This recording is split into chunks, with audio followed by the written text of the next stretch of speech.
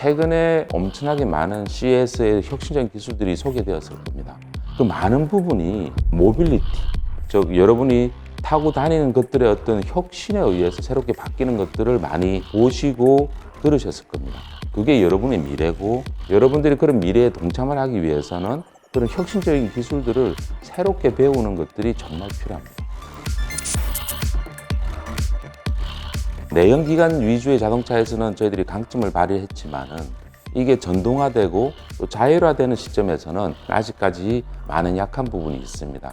친환경 자동차, 자율주행, 스마트 모빌리티라고 하는 이 미래 자동차 분야에 대해서 여러분들을 잘 교육을 시켜서 그런 분야를 다시 선도하고 또 발전할 수 있는 혁신적인 인재를 키우기 위해서 이런 사업들이 만들어졌고 교육들이 이루어지고 있습니다.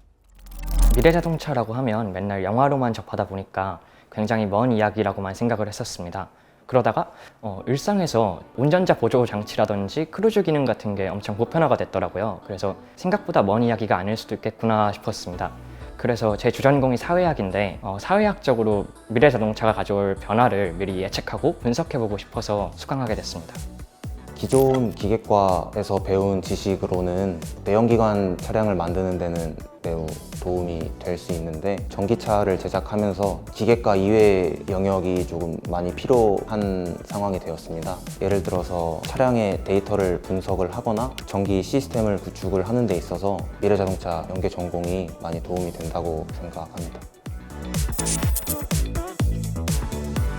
모든 학교가 모든 좋은 교육과정과 교육 콘텐츠를 가지고 있지는 않습니다. 시설도 마찬가지고요. 강점은 더욱더 강하게 만들고 약점은 공유를 통해서 보완을 해서 전체적으로 교육 효과를 높이려고 하는 게 이번 혁신공유대학 사업의 특징이라고 볼 수 있습니다. 총 7개 대학이 참여를 하고 있고요. 수도권에 있는 대학뿐만 아니라 지방에 있는 대학도 같이 들어가 있고 종합대뿐만 아니라 전문대학도 같이 참여해서 다양한 산업의 스펙트럼을 커버할 수 있도록 그렇게 컨소시엄이 구성이 되어 있습니다. 몇 가지로 나누어서 준비를 되고 있습니다. 첫 번째는 교육 과정입니다. 아주대학교 같은 경우는 미래자동차 연계 전공이라고 만들어서 주관학과가 기계공학과, 그리고 참여학과가 교통시스템공학과, AI 모빌리티 공학과, 즉 기계뿐만 아니고 여러 가지 어떤 다른 학과들이 조인을 해서 미래자동차 연계 전공이라는 걸 만들었고요. 또 학위도 여러 가지로 좀 확대시켰습니다. 마이크로 디글이라 그래서 3개 과목, 즉 9학점을 들어서 특수한 분야에 여러분들이 수업을 들어갔다는 것을 증명해 주는 겁니다. 두 번째는 교과목입니다.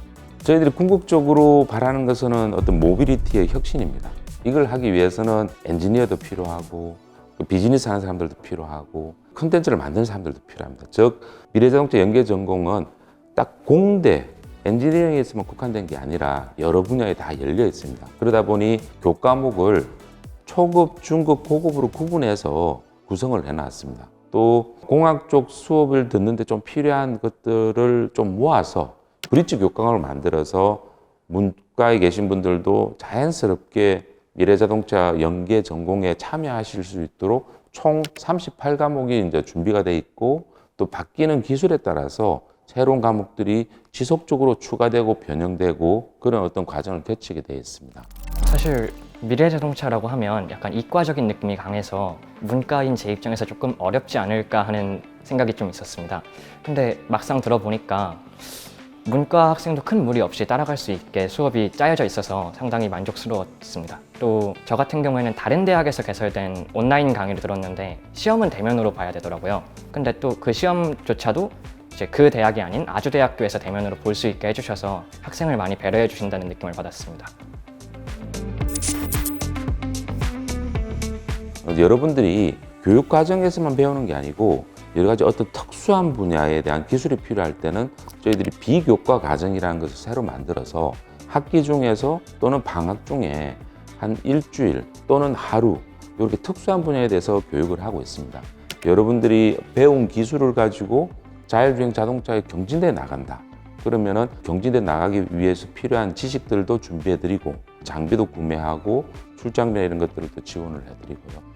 저희 동아리 같은 경우에 주로 대회 참가 활동을 많이 하는데 저 같은 경우에 원주랑 제주도 이런 데서 열리다 보니까 숙박비랑 비행기 경비 이런 것들이 필요했습니다. 그래서 관련된 부분을 혁신공유단에서 지원받게 되었고 이번 대회 같은 경우에 휴대용 모니터가 필요해가지고 이제 관련된 부분을 말씀드렸더니 바로 빠르게 준비해 주셔가지고 대회에 참가하는데 원활하게 준비할 수 있었습니다.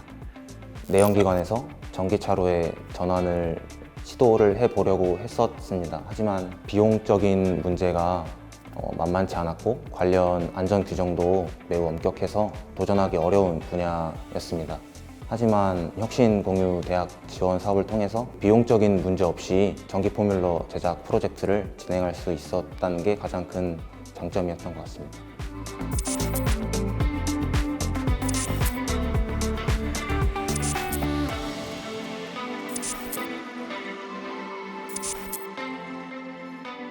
자율주행 트롤리 딜레마라는 게 있더라고요.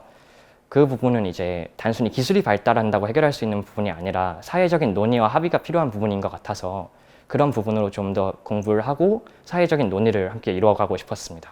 다른 전공의 학우들도 이 수업을 들으면 본인 전공과 연계해서 더 많은 방향으로 나아갈 수 있다고 생각합니다. 많이 참여해 주시면 좋겠습니다.